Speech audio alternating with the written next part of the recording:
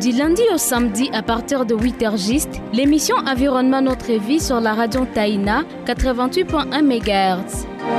Environnement Notre Vie, un espace de partage des nouvelles sur la gouvernance des ressources naturelles, la lutte contre le réchauffement climatique et l'agriculture.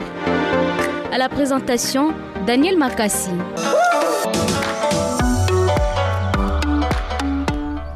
Vous écoutez la chaîne verte depuis Goma dans l'est de la République démocratique du Congo. Vous pouvez également nous suivre sur notre site internet radiotaina.com. Taina s'écrit avec Y.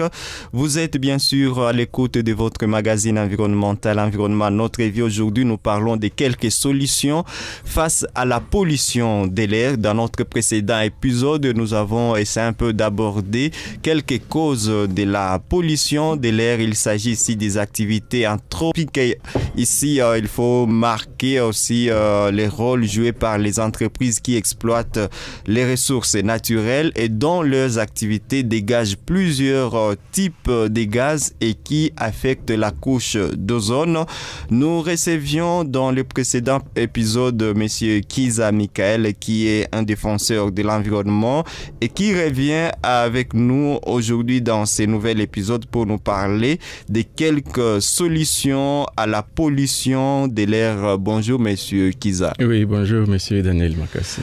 L'autre fois, vous nous avez parlé de quelques causes de la pollution de l'air avant de parler des pistes des solutions. Si vous pouvez revenir un tout petit peu pour les auditeurs et auditrices qui nous captent à présent. Merci, monsieur Daniel. L'autre fois, nous avions insisté au domaine d'activité. Dans les domaines d'activité, nous voyons, il y a les ménages. Les ménages ont des activités qui aboutissent à donner des déchets. Et ils peuvent avoir des déchets plastiques, ils peuvent avoir des déchets biodégradables. Alors, nous avons vu les domaines d'activité des ménages avec leurs déchets. Ils aiment incinérer les déchets plastiques. Par exemple, des exploitants, par exemple, de bois, ils font des carbonisations de bois et ils vendent de la braise. Parlons même des domaines d'activité des agents de la santé. Vous allez voir des incinérateurs dans certains hôpitaux et aussi ils ont des déchets médicaux qu'ils incinèrent et ça jette encore des particules dans les airs. Et nous avons différentes particules, autant de domaines d'activité. Des déchets plastiques incinérés. Vous allez voir que les airs contiendront aussi la fumée des plastiques. Les déchets, par exemple, des hôpitaux, des déchets médicaux, la fumée contiendra les déchets des hôpitaux qui seront aussi dans les airs. Par exemple, les domaines des gens qui font la carbonisation de bois, la fumée qui seront dans les airs contiendront les déchets que nous avons dans la carbonisation de bois. Et nous avions parlé de laboratoires. Si, par exemple, les décideurs peuvent nous aider à avoir les laboratoires et parfois publier des particules que nous avons dans les airs pour nous dire telle particule existe déjà dans les airs. Parce que nous avions précisé en même temps que les résultats de l'environnement et surtout sur la santé. Or, la santé, ça parle de l'homme. On a besoin d'un homme très fort pour qu'il produise. Et si un homme est très faible, il ne va pas produire. Alors, les gens les feront. Maintenant, si nous devons partir aux solutions, les gens les feront. Ils feront des activités. Ils vont toujours se promener dans leur véhicule. Ils ont leur véhicule 4x4. Ils vont toujours se promener là-dedans. Leur bagnole, ils vont toujours se promener là-dedans. Ils les feront. Par exemple, ceux qui exploitent le ménage, les activités de ménage, ils le feront, ils vont toujours incinérer. Ils vont continuer à cuisiner. Ils le feront. Les hôpitaux qui soignent les malades, par exemple, il y a les cotons, les bandes, des aiguilles, des flacons. Ils le feront pour que, par exemple, si les gouvernements nous donnaient un laboratoire, et par exemple, la première année, le laboratoire qui teste les airs nous dira autant de particules qui viennent de polluer nos airs. Par exemple, la deuxième année, que les laboratoires nous disent cette fois-ci, il y a amélioration, il n'y a plus de particules qui ont pollué les airs. Monsieur Kiza, s'il faut revenir sur cet aspect, il y a l'OCC qui a ces mandats-là de pouvoir détruire tous les produits qui ont déjà expiré. Comment est-ce que vous avez aussi toujours analysé dans la ville, à travers les activités commerciales, ce qui s'est fait par rapport à la destruction ou à l'incinération des produits périmés? Il y a beaucoup de méthodes de destruction. La destruction peut aller par enfouissement, la destruction peut aller par incinération, la destruction peut aller... La fois passée, vous avez parlé même des eaux, la pollution des eaux. Et pour que ça ne rentre pas dans la vie humaine.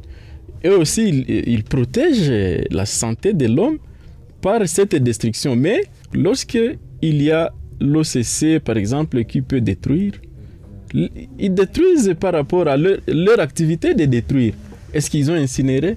S'ils incinèrent, comment on peut conseiller de le faire? Alors, le tout premier conseil pour nettoyer les airs, c'est un travail d'ailleurs qui est en Chine, canaliser les échappements, les tuyaux d'échappement.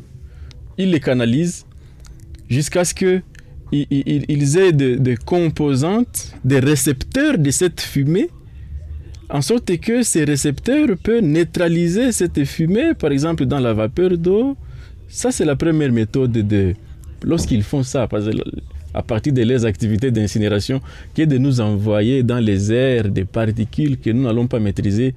Si on peut avoir des dispositifs pour recevoir cette fumée dans des récepteurs, maintenant cette fumée peut être gérée par exemple dans les eaux usées, cette fumée peut être gérée à partir de la neutralisation, parce qu'il y a des produits qui peuvent neutraliser des particules qui étaient dans la fumée. Lorsqu'on reçoit soi-même sa propre fumée, ça c'est la première. S'ils le font, par exemple, il y a des structures aujourd'hui à Goma qui ramassent les déchets. Ces structures, s'ils se mettent ensemble, d'ailleurs nous administrons une plateforme pour ça, ces structures, lorsqu'ils se mettent ensemble, ils peuvent aussi aller créer des incinérateurs très loin pour qu'ils puissent gérer aussi leur fumée, que d'envoyer les fumées dans les airs, qu'ils puissent gérer leur fumée de plastique léger, de plastique dur, qu'ils les gèrent dans leurs propres récepteurs. Donc, pour ainsi dire, ma fumée est rentrée chez moi. Ils le feront. Les gens, ils vont utiliser toujours de plastique. Ils vont faire toujours leur médecine. Mais est-ce que c'est difficile à celui qui a son véhicule de dire, cette fois-ci, aujourd'hui, je vais utiliser les transports communs. Mon véhicule n'a pas de panne, mais je laisse mon véhicule là-bas.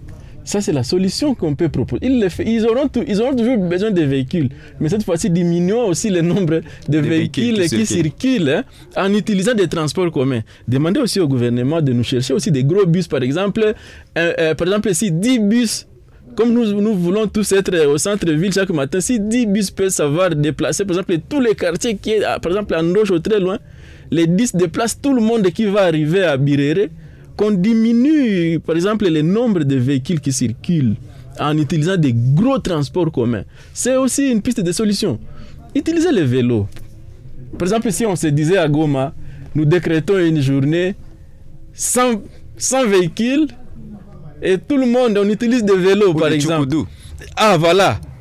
On utilise des tchikoudous. Ça ne brûle rien et ça ne met rien dans la nature.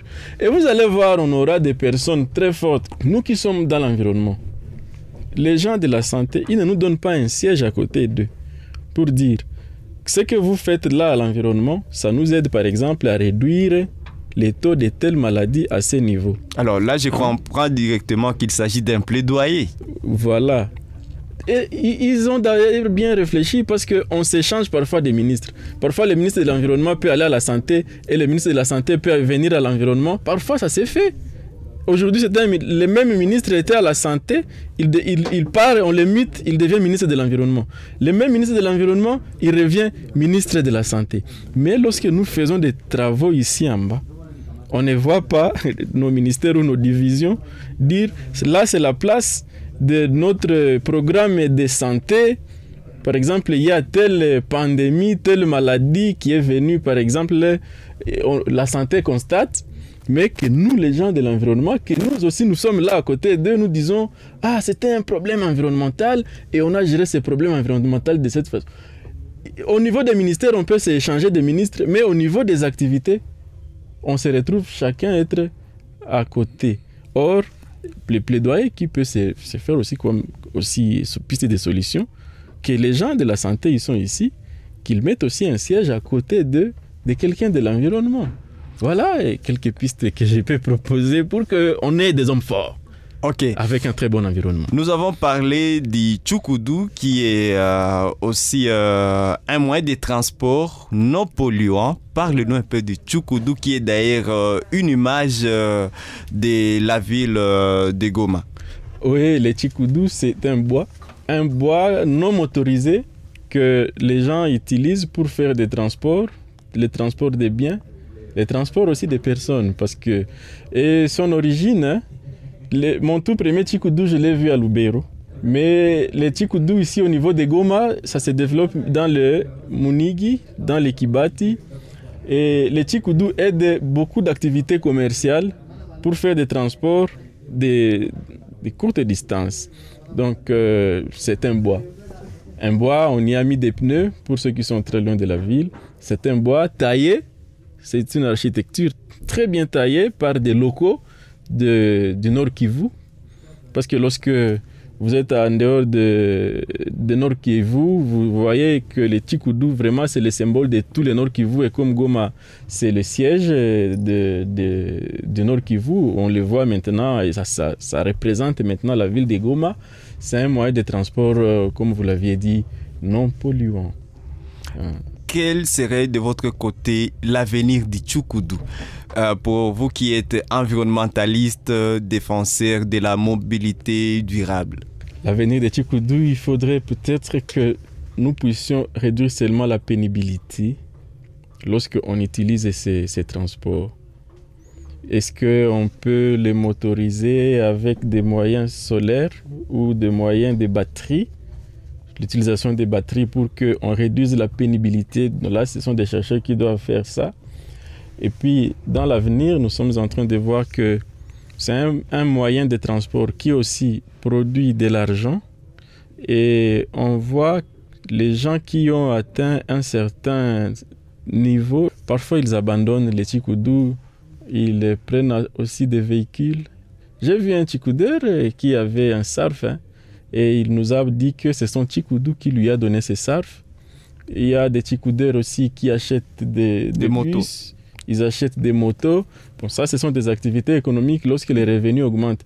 Mais lorsque les revenus augmentent, on les voit encore, ils rentrent encore dans les systèmes polluants. Et dans l'avenir, nous pouvons proposer à ce que ceux qui peuvent faire maintenant des études, qu'ils voient comment réduire la pénibilité en sorte que ça ne fatigue pas. Parce que ça demande beaucoup de forces humaines et c'est très fatigant. Alors il faudrait qu'on réduise cette pénibilité. Merci beaucoup, Monsieur Kiza Michael. Je rappelle que vous êtes défenseur de l'environnement et aujourd'hui, dans cet épisode, nous abordions quelques solutions pour essayer un peu de réduire le niveau de pollution de l'air au niveau de Goma. Bien sûr, une réduction de pollution qui peut aussi affecter la qualité de la vie, non seulement de la population gomatracienne, mais de toute la province, voire aussi impacter positivement l'atmosphère au niveau planétaire. Monsieur Kiza Michael, pour ceux qui ne vous connaissent pas, vous pouvez essayer un peu de nous rappeler de quelle manière on peut aussi vous contacter pour bénéficier de votre expertise. Donc, au niveau de mon numéro de téléphone, c'est 097 24 02 907. Les mêmes noms là, Kiza Michael, c'est sur Facebook. Nous avons aussi des publications sur Facebook et nos adresses mail existent. Toujours Kiza Michael, gmail.com, @gmail.com. Et notre bureau se trouve toujours ici à Goma. Donc, dès qu'on nous localise, on peut leur dire là où ils vont trouver nos travaux, des livres que nous avions écrits, des articles que nous avons superposés pour que ça aide. Merci beaucoup, c'est fait un plaisir d'échanger avec vous dans ces magazines environnementaux, Environnement Notre Vie. 099 à 15 96 081 099 à 15 96 081. Si vous avez des avis ou des commentaires par rapport à cet épisode, n'hésitez pas de nous faire votre feedback. On se fixe rendez-vous pour la prochaine fois. Ciao. Le réchauffement climatique nous affecte tous. En plantant un arbre, nous contribuons à la réduction des impacts du changement climatique dans le monde. Ceci est un message de l'émission Environnement Notre Vie sur la radio Taïna.